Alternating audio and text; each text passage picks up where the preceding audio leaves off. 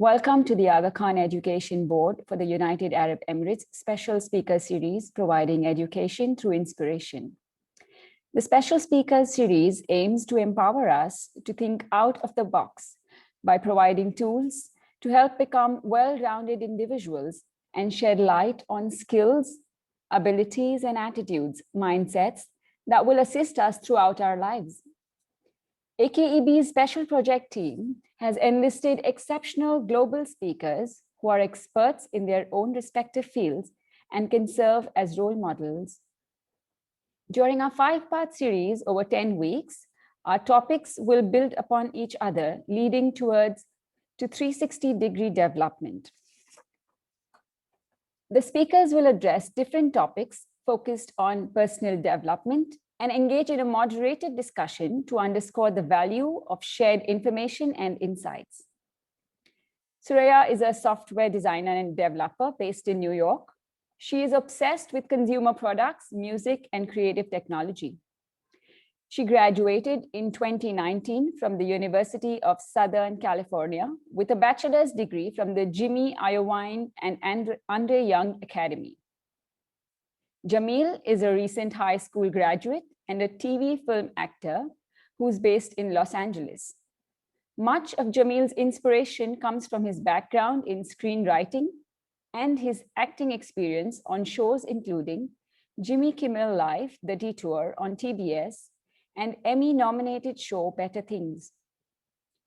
Jamil plans to begin his first year at NYU Tisch fall of 2021.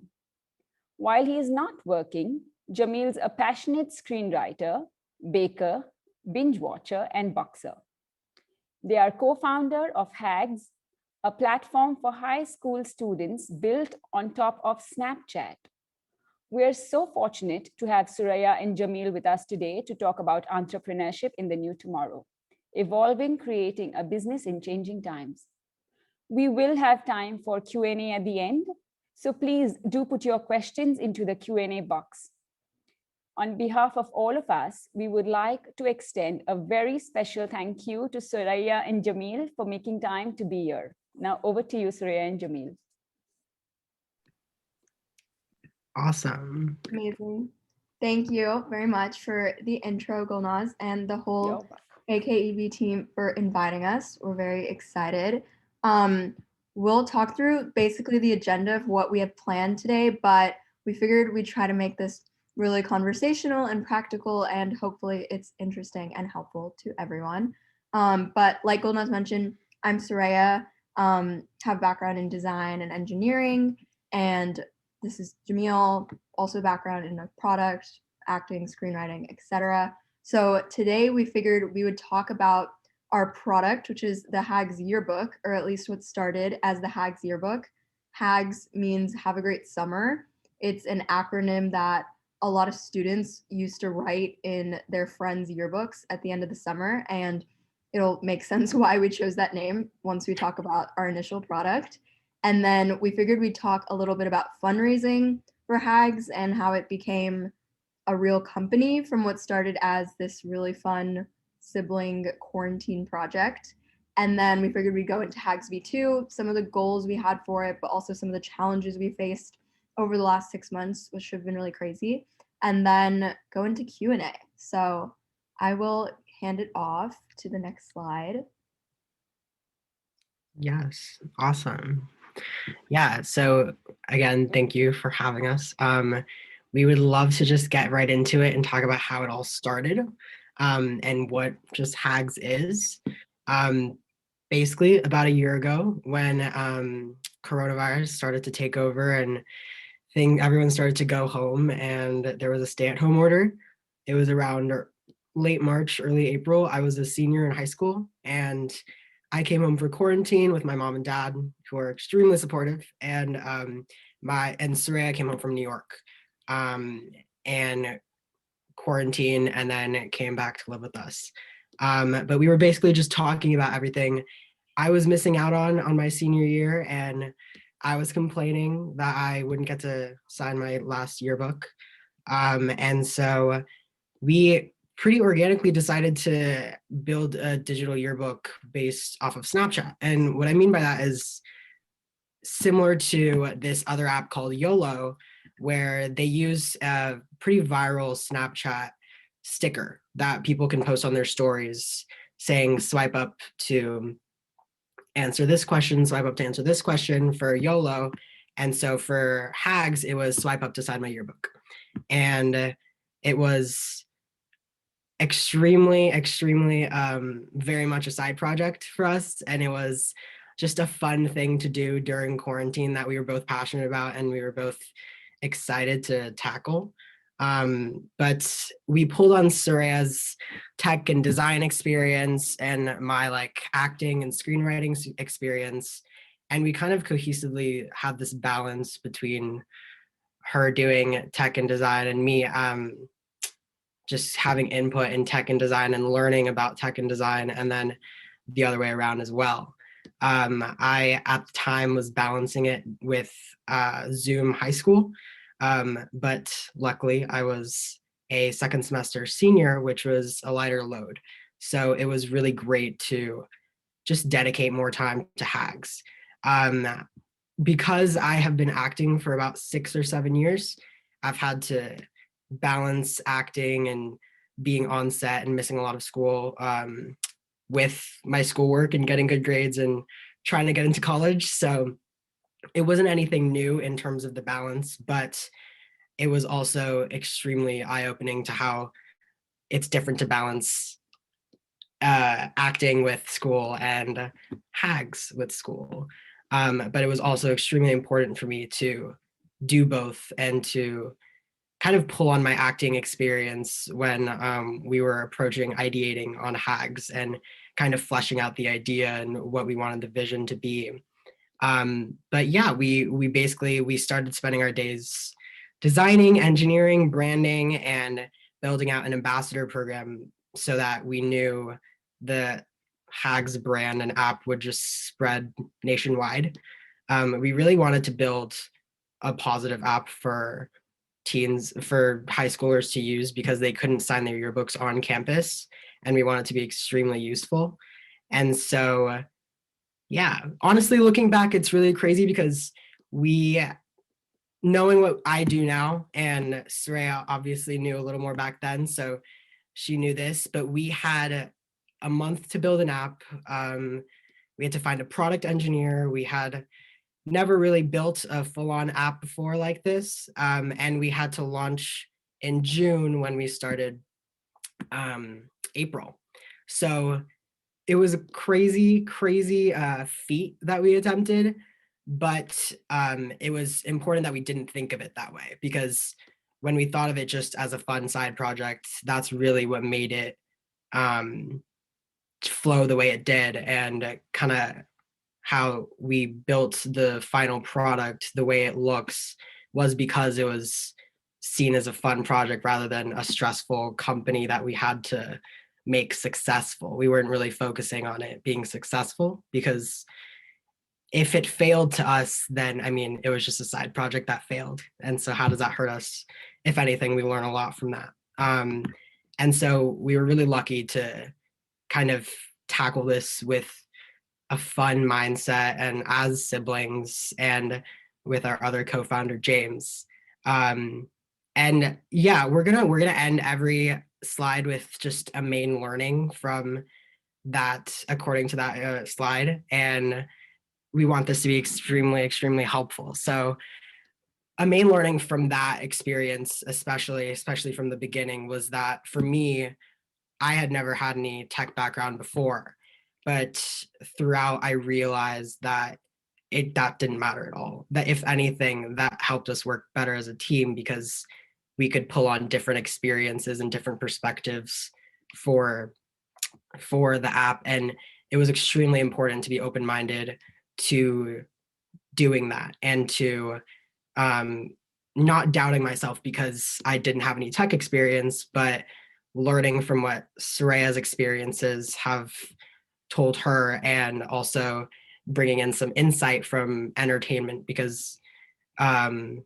it's once you get exposed to tech and all these different fields, I feel like I realized that it's all a universal language, and I can use skills that I learned in acting, in marketing as well, and in design inspiration and things like that. And I also just realized that everything is learnable. Like nothing is unlearnable, especially in the world we live in today. We have like the internet at our fingertips. And so there are so many resources available online to help you learn simple design tools and practical things like that. For example, I didn't know anything about Figma, the standardized design tool, Figma Design. And in about a month and a half, I went from not knowing how to use it, not having it downloaded on my computer, to it taking over my life, and basically just using it all the time. And so it was things like that that just taught me and had me realize that it's all learnable. And even tools online to help you learn, such as Masterclass, just help bridge the gap in anything you can't learn while trying it out yourself, or practical experiences, or learning from Soraya herself. But yeah, if I miss anything, Soraya, let me know and jump in. But let's go into how we actually like made this now in the process. Yes, amazing. Actually, if you wouldn't mind keeping on that slide, we will talk through a little bit about the process that went into actually making the HAGS yearbook. Kind of like what Jamil alluded to, what was really interesting about this product is that it is consumer, which means it doesn't sell to businesses, it's for an everyday student. And what I kind of learned in college too, I did a couple software engineering internships before transitioning more into the design side, is exactly what Jamil mentioned, which is basically that in order to create a consumer app that resonates, it's not really about whether you have a certain experience in a vertical or in a company or whatever, but it's really important to bring insights from different types of things, whether it's design or entertainment or engineering, etc. So I think that's something that is often overlooked probably by other people, and they might think, oh, I need to be a computer science major, or I need to be like a designer from a design school, but I actually don't even have a computer science degree. Neither does Jamil. So it's definitely, I think, very helpful to look at building products in a way where you can just kind of assume you can figure it out. And if you have that mindset, then you likely will figure it out. So with that, I thought we would talk about at a very, very practical level what the process was to actually build the product, so that it's not as much of a black box of it ending up on the App Store. So basically how we started was, like Jamil mentioned, we were in quarantine, completely isolated, at home with our parents, watching movies, doing the quarantine things. And then we would spend most of our day also starting to think about HAGS and what it should look like and what it should feel like. So I think because it started as this fun side project, we were able to have a ton of fun with the branding, the design, the distribution, pretty much every step of the process. So we actually started with the brand.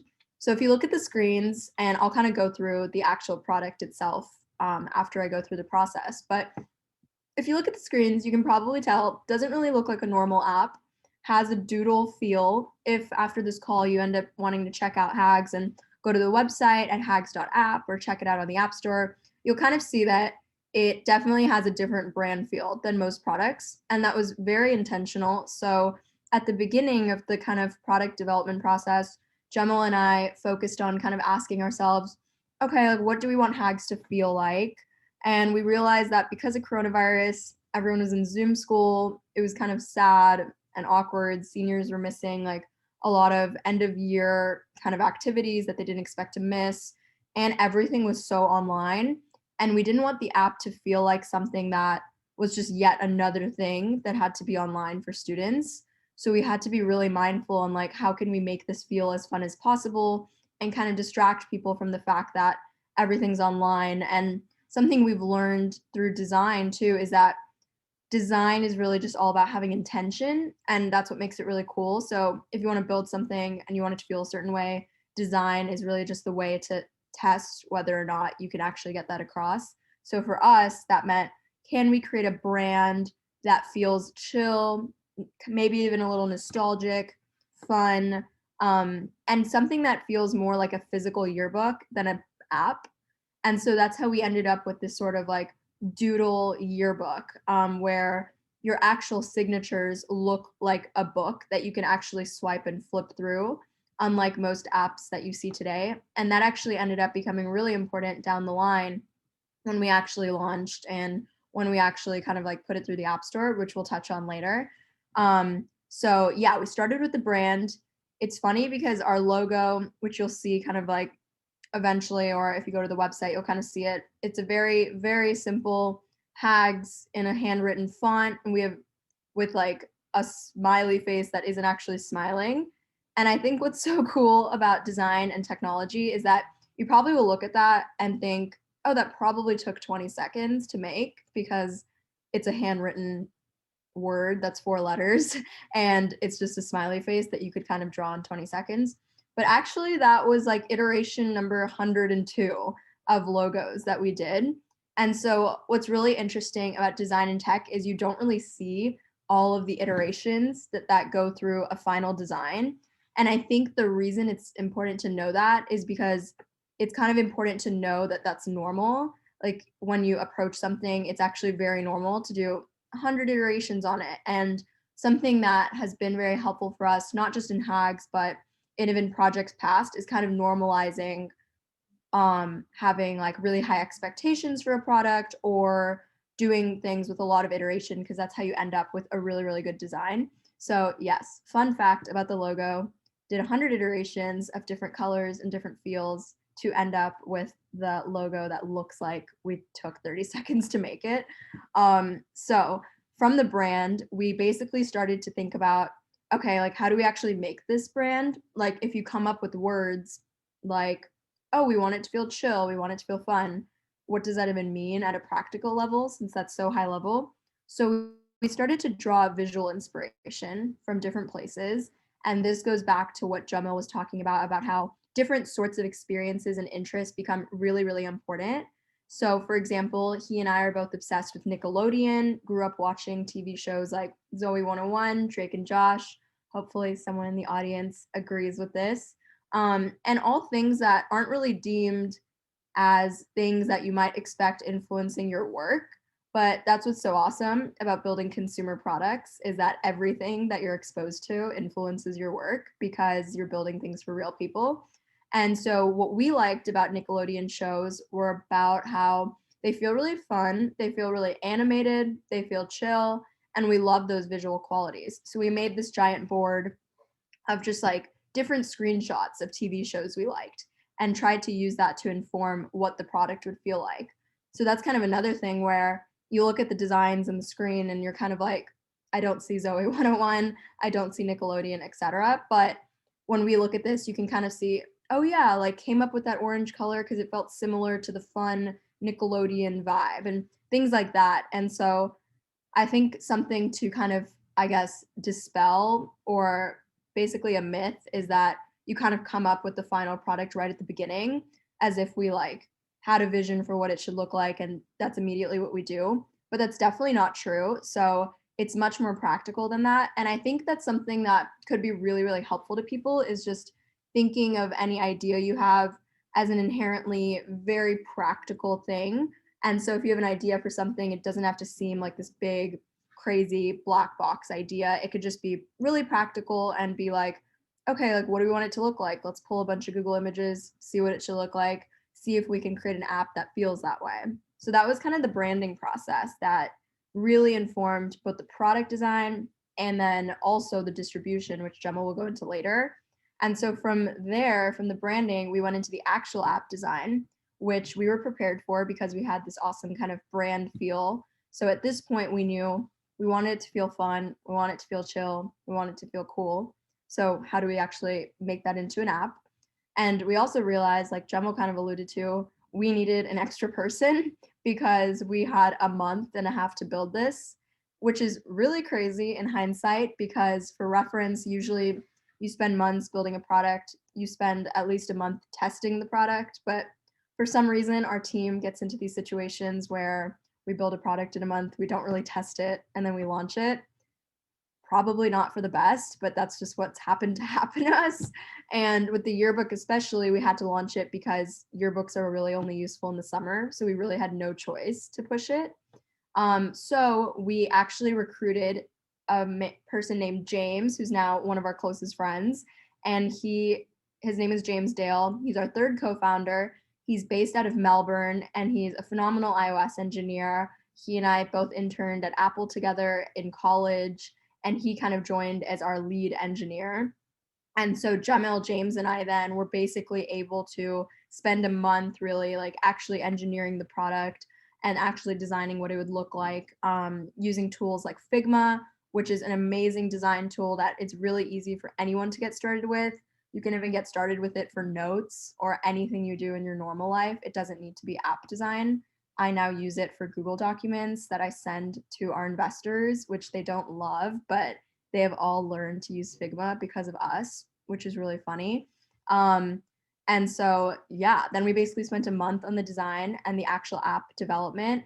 And James and I kind of focused a lot in on that iOS development, backend kind of development part. And I think what's interesting about software development too is it's another area that seems intimidating, seems like it would take like a degree to learn or whatever, but it's another thing that's actually quite practical.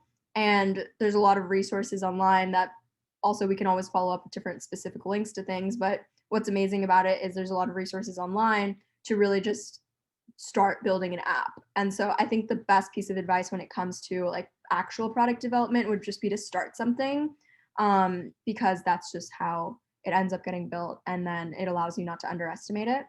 So yeah, that was basically how we built the product. And it's kind of crazy because Jamil, James, and I had no idea that what started as a very chill sibling quarantine project, as our parents can attest to, something we would just do while watching TV, would turn into something that 50,000 high school students ended up using once we launched. So to talk a little bit about launch, which Gemma will get into kind of more in depth, we ended up with this product where you sign in with Snapchat, you are taken to a yearbook where you have no signatures, you basically post it to your Snapchat story, so everything is completely Snapchat based, and people on your Snapchat can basically swipe up on your story, sign your yearbook, and then suddenly you have tons of yearbook messages in your book on the HAGS app. So you can kind of see on the screen on the left, that is a girl posting to her Snapchat story, oh, hey, sign my yearbook. The second page is a class page, which is everyone in your school who you can sign their yearbook. So we spent a ton of time actually building out a database of, I think, about 38,000 schools in the US, which is actually crazy that there's no centralized source for all the schools in the US. So that was an example of a roadblock we faced that we definitely didn't foresee, where kind of naively at the beginning, we put on our to-do list, get database of schools. And then suddenly when we had to do it, we realized, oh, we have to somehow actually put together ourselves a database of every school in the country, which comes with a lot of problems and challenges, like, is it private versus public? Where is the actual list? When was that date it was actually last updated? And things like that, that we just didn't expect. And I think what helped most with that process too is just honestly being really naive to it. I think being really naive to all these challenges just kind of helped us face them at face value as opposed to freaking out about it. So that was kind of something that also came up in our process of launching. And we worked with Snapchat very closely. So we basically had to reach out to them a lot in terms of how can we use your developer APIs to make sure what we can actually launch is possible. We faced roadblocks with that process because they emailed us 2 weeks before launch saying, what you're trying to do actually isn't possible, you need to change it. Many, many things like that that came up that we just had no idea would happen. And that's definitely, I think, the biggest guarantee of building a product is many things will come up that you don't actually foresee. But eventually ended up with a product that was super simple, super easy to use. Actually is what we're trying to go back to with our V2, which is make our new product simpler to use.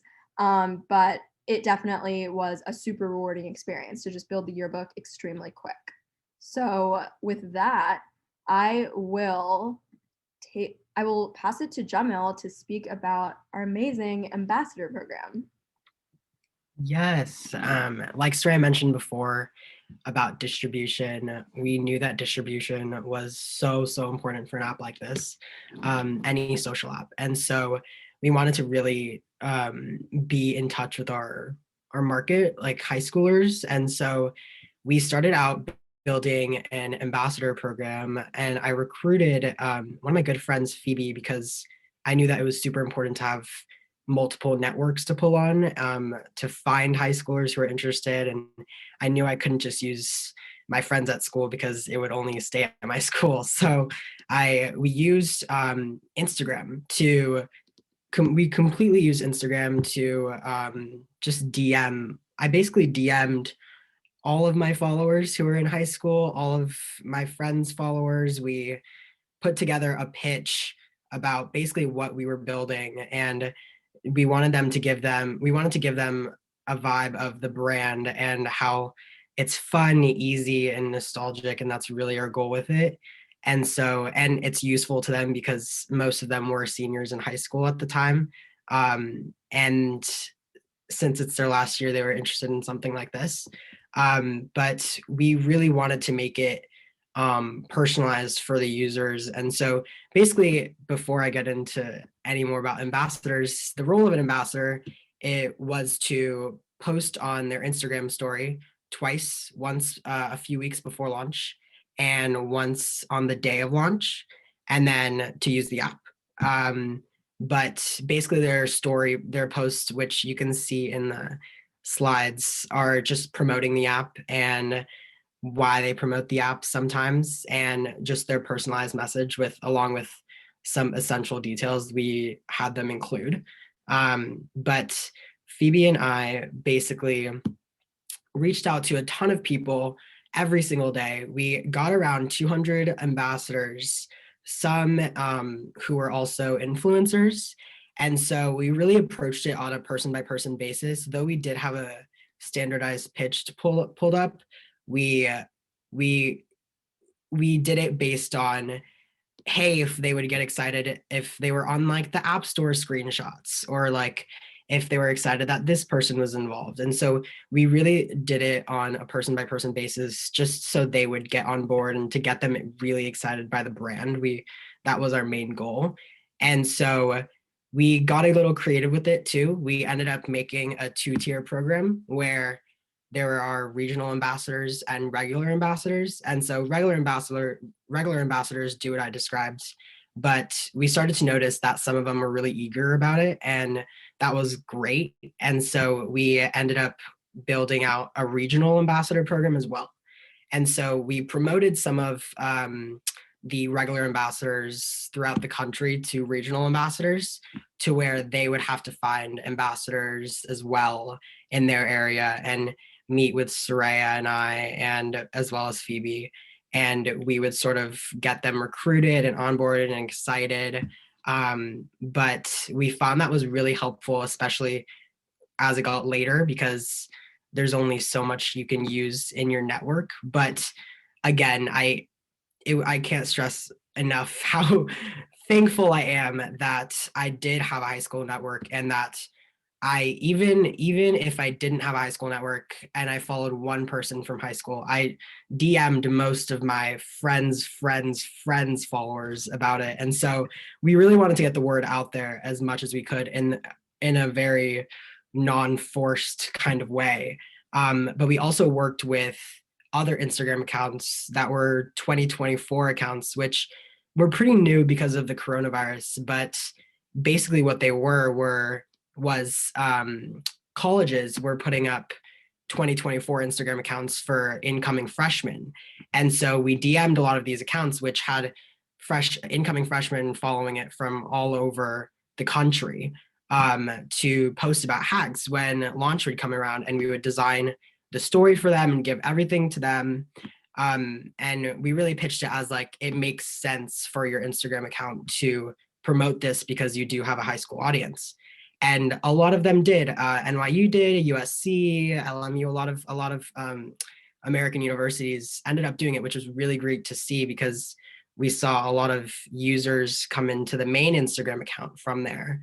And so we thought it was important to have a simple main Instagram, which you can see is like the far most right image in the slide. That was our main Instagram. So we basically just wanted to have a simple grid that wouldn't change, and then only update it with reposts of our ambassadors' Instagram stories so we could make them feel like they're a part of this HAGS community. And so we inputted a waiting list link into the Instagram so that whenever anyone would be redirected to it, they would sign up and they would get notified when the app would come out. And yeah, it was really one of the most important learnings from this was that for any social app, it's so important to have a social media presence. And because you could use it for user feedback, for finding ambassadors, for marketing research, our Instagram really did open a lot of doors for all of that and for distribution. So with that, I will bring it to Soraya, because how did this go into becoming a venture funded company? Amazing. Thank you, Jamil. Our ambassador program definitely was the biggest foundation of our entire distribution process, which, like you mentioned, is truly so crucial to any consumer app. When there's like 8 billion social media apps out there, why would they use ours? So if we could go to the next slide, I will talk about how we raised funding. So like we mentioned, started out as a side project, never intended on making a company out of this, never intended on raising funding. So last summer was extremely crazy, to say the least. But essentially, through our ambassador program, we launched the product. We launched it at the beginning of June 2020. And within a month, we got about 45 to 50,000 users, which was absolutely insane. Especially for me, I come from a background of building indie apps, fun apps for fun, where only my parents would download them, and pretty much that's it. And that's pretty normal as an iOS developer. So it's very, very satisfying to see something you build actually be downloaded by more than just your family. So we got about 50,000 users. And from there, actually, the way we actually got in contact with VCs, because venture capital is really another thing that kind of feels like a black box and feels like, I don't know, it's this entity that you can't really get in contact with unless you're already in that community. But to break it down for how it happened for us is we essentially were really active on Twitter towards the end. So we started tweeting about how we're launching soon. We realized that there's a huge tech community on Twitter, huge startup community on Twitter. That's actually how a lot of venture capitalists source their deals, which is through Twitter, which is crazy, but also makes it kind of awesome because that means anyone can kind of just put a ton of effort into their Twitter presence and then eventually kind of see what VCs to follow, who they like, etc. And so we started posting about it a lot. And so a few VCs kind of saw it on Twitter and were curious. One thing we've learned about VCs is if you talk about a product that isn't launched yet and it looks cool and has a brand, they'll definitely want to see it because that's basically their job, is to make sure they see every product. And it's pretty normal for them to kind of pass and say no, but it will kind of show that they want to see it. So what we did is we put it out on Twitter and didn't really have an intention on raising money. But what happened was once we launched and the app went really viral and we got a ton of growth, we ended up hitting number 53 on the App Store for social networking, which was crazy. And from there, because we had a lot of traction, a lot of VCs reached out to us through Twitter. And so we kind of met a ton of VCs in the beginning when we weren't sure about raising money. We kind of felt like, well, it's a yearbook, it's temporary. We don't want to make this into a company. And we just had no intention of it. And basically within a week, so things moved extremely fast, we met 3 people who we just absolutely loved, who are now our VCs. So we met a woman named Terry Burns at Google Ventures, who is a partner at GV Google Ventures. And we met her, and she used to be a product manager at Twitter. And so we love that her background was in product. So we spent a lot of time talking about design and product. And then we also met David Tish and Adina Davis from Box Group. Also love them. We love that Box Group had invested in a lot of other social apps like Vine, and we're really familiar with how early social consumer stuff works, because early social consumer is quite fickle.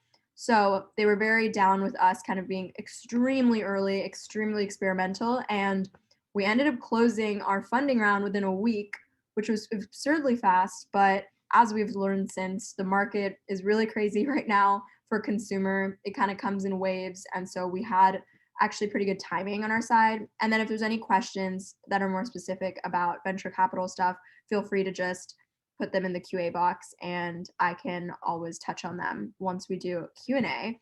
But with that, we will actually go to our next slide. So like Jamal alluded to, what does it mean to become a real company after fundraising? This involves things like hiring. Definitely the biggest challenge of what we've done at all is hiring. Like, how do you convince people who are older than you and smarter and have more experience to actually work on your product? This is the thing we have not figured out, and is very normal to be challenging.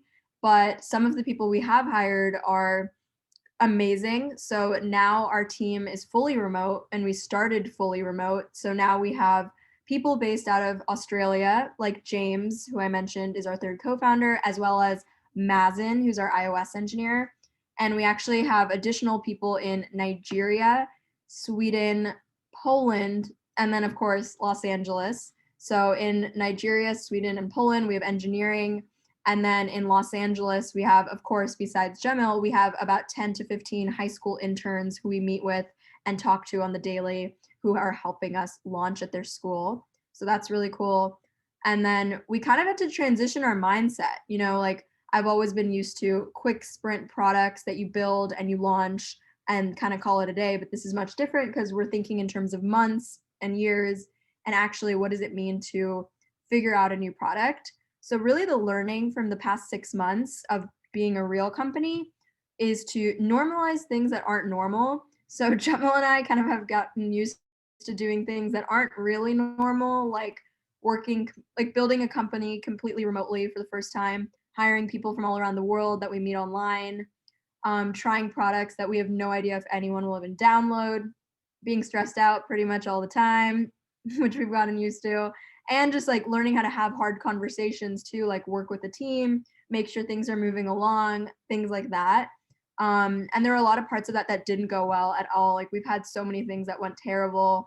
Like, just so that you guys know that it's very normal for that to happen. For example, it took us about 5 months over than what we expected to figure out our new product. It has taken us about 10 months to hire a designer, which is 10 months longer than we thought it would, not really knowing how the new product will go, and lots of things like that that really happen on a weekly basis. But eventually we made it. We figured out what the new product is. HAGS V2, Jamil will speak about for a second after I hand it off to him. But HAGS V2 will be basically a virtual Bitmoji world for high school students to play limited edition games and chat with their school. So with that, Jamil, do you want to kind of wrap up and talk about our next steps? Yes, totally. So if you could go to the next slide, that would be awesome. This is our current team. And yeah, we are so excited to launch within the month, or next month. And yeah, a lot of things changed. Like, our ambassador program is now more concentrated into schools in California, and our marketing is more focused on TikTok as well for the launch. And we've just been building out this world along with Snapchat closely working with them more so than the yearbook. So that has been really exciting. And I think I've just learned that team culture on a small team is so important. So every hire just contributes to that, and having a good energy and an energetic energy and a passionate energy about the app is one of the most important things. But with that, I think we could go into the Q&A. Yeah, thank you. Oh, yes. And any last thing on launch was that stay tuned for it to launch. Yes. Like Jamal said, working with Snapchat very closely, trying to fix the last of the problems, build it out. Yeah. Thank you. Thank you so much, Soraya and Jamil, for the inspiring thoughts on entrepreneurship in the new tomorrow, evolving, creating a business in changing times. Through your discussion, you have inspired. Just go for it, albeit by thinking through the process. A key takeaway is the importance of planning and expansion from the beginning of any enterprise. The strategies and perspective shared with us today will help us think about entrepreneurship as an evolution, not a static exercise.